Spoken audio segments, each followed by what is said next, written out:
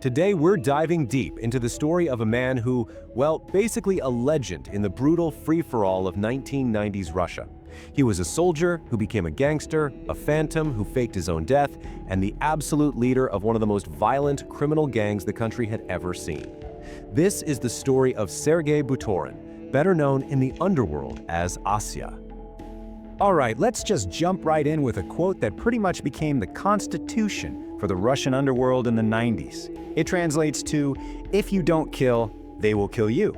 And for Sergey Butorin, this wasn't just some catchy phrase. No, this was the simple, merciless law of survival that he lived by and that he enforced. You know, to really get a guy like Butorin, you first have to understand the world that created him. We're talking about the collapse of the Soviet Union, a moment in history that didn't just change maps, it shattered an entire way of life and left behind this massive power vacuum where only the most ruthless people could survive, let alone thrive. Just look at how fast everything went sideways. One minute, in 1991, the USSR is this global superpower. The next, it's gone. And almost overnight, you have guys like Butorin, soldiers trained in combat, highly disciplined, some were even demolition experts, and they're suddenly useless to the state. The country they serve doesn't exist anymore. But guess who was hiring? These brand new criminal gangs. And they weren't just offering money, they were offering a new, dark kind of purpose. And this right here, this just captures the whole transformation perfectly. On one side, you've got the decorated boxer and military specialist, a man who was all about duty and serving the state. And on the other, the racketeering killer, a man who served only himself. Butorin didn't just switch jobs. He became a living, breathing symbol of a society where all the old rules had been completely thrown out the window. So, a guy with Butorin's particular set of skills isn't going to stay a low-level thug for long. He very quickly found his home inside the Orikhovskaya gang, which was Moscow's most powerful criminal crew, and it didn't take long for him to catch the eye of its legendary boss. That was the promise of Sergei Sylvester Timofeyev, the charismatic and totally merciless leader of the Orikhovskaya. He saw Butorin's discipline, his killer instinct, and he immediately made him his right-hand man. And Sylvester didn't give Butorin the easy jobs. No, he gave him the impossible ones, the ones that were guaranteed to make headlines. And the biggest headline-making job was this man, Ottari Kvantrashvili. Publicly, he was a philanthropist, a buddy to celebrities and politicians. But in the shadows, the whispers were that he was a huge figure in the criminal world. Sylvester wanted him gone, and he handed the job to Butorin. For a target this big, Butorin turned to his absolute best killer, a former soldier they called Lyosha Soldat, or Alex the Soldier. And this quote from him, it says it all. There was no discussion, no asking why. An order was an order. Soldat planned the hit perfectly, taking out Kvantrashvili with a sniper rifle right outside his favorite Moscow bathhouse, a place he went to like clockwork every single Tuesday. But then, just a few months after this massive success, the unthinkable happens. Sylvester himself is killed, blown up in his Mercedes right in the middle of Moscow. And in that chaotic power vacuum, Butorin, the trusted right-hand man, didn't hesitate. He stepped up and seized complete control. And under Butorin, the gang's violence just went through the roof. Sylvester had been charismatic, sure, but Butorin was pure, ice-cold business. His rule was simple. If you were a threat, whether you were a rival or a traitor in his own crew, you were eliminated. No talking, no exceptions. With this level of bloodshed, Butorin quickly became the most wanted man in all of Russia. The police were closing in, and he knew he had to disappear. But his plan for doing it was something straight out of a spy thriller.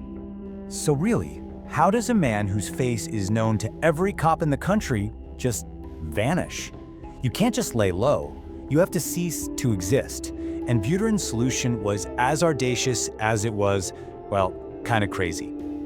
I mean, the sheer nerve of this move is unbelievable. He didn't just disappear, he threw himself a huge public funeral. He had a marble tombstone carved with his name on it, all while he was, of course, very much alive, probably watching the whole show from a safe distance. And this wasn't some spur-of-the-moment idea. It was a perfectly planned operation. First, the funeral. That got the police to close his case file. Then, he gets plastic surgery to completely change his face. And finally, with a new identity, he escapes to a villa in Spain where he keeps running his entire criminal empire from the sunny Mediterranean coast. a literal ghost pulling all the strings. But here's the thing, right? No matter how well you stage your own death, you can't just erase your past.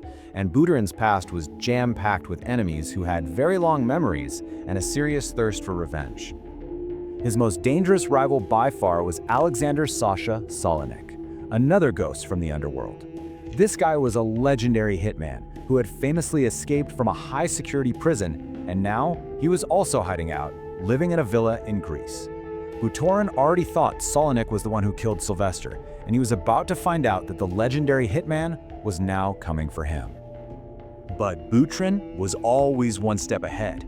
He had his men bug Solinik's villa in Greece, and the recordings confirmed everything. Solinik was in fact planning a hit.